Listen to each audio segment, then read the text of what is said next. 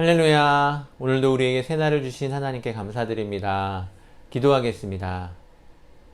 은혜가 풍성한 하나님 아버지, 오늘도 주님의 말씀 앞으로 우리를 불러주신 은혜에 감사드립니다. 이 아침에 주님의 말씀을 통해 오늘 하루를 시작할 때 하나님이 주시는 위로와 능력이 있게 하여 주시옵소서. 감사드리며 예수님의 이름으로 기도합니다. 아멘. 오늘은 시편 25편 말씀을 함께 읽었습니다. 다윗은 이 시를 쓰면서 원수의 위협 속에서 많은 환난과 고통을 겪고 있었습니다. 그는 외롭고 괴롭다고, 마음에 근심이 많다고 고백하고 있고, 수많은 원수들이 자기를 미워한다고 한탄하고 있습니다. 이런 어려움을 당할 때 다윗은 무슨 생각을 하며 이 시를 썼을까요? 먼저 다윗은 자신의 죄를 떠올립니다. 이러한 고난의 이유가 자기의 죄 때문이라고 생각하는 것입니다.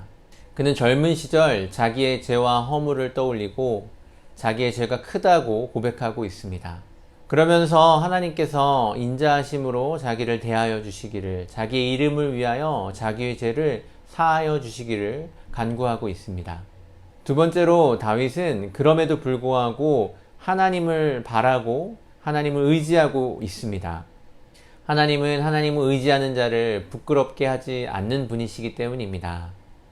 하나님께서는 죄인에게도 은혜를 베풀어 주셔서 그에게 하나님의 길, 바른 길을 가르쳐 주시고 그 길로 가게 하시는 분이십니다.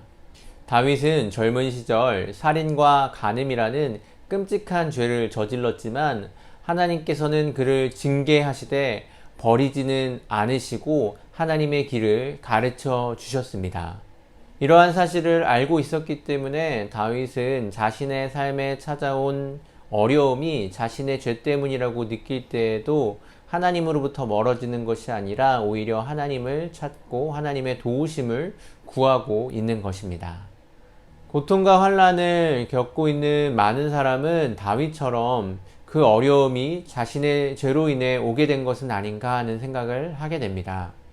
그런 생각은 죄책감과 자기 혐오를 가져오기도 합니다.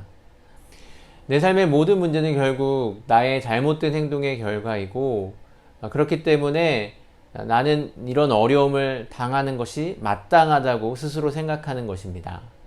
더 나아가 이러한 생각은 결국에는 하나님과의 관계마저 멀어지게 만들기도 합니다.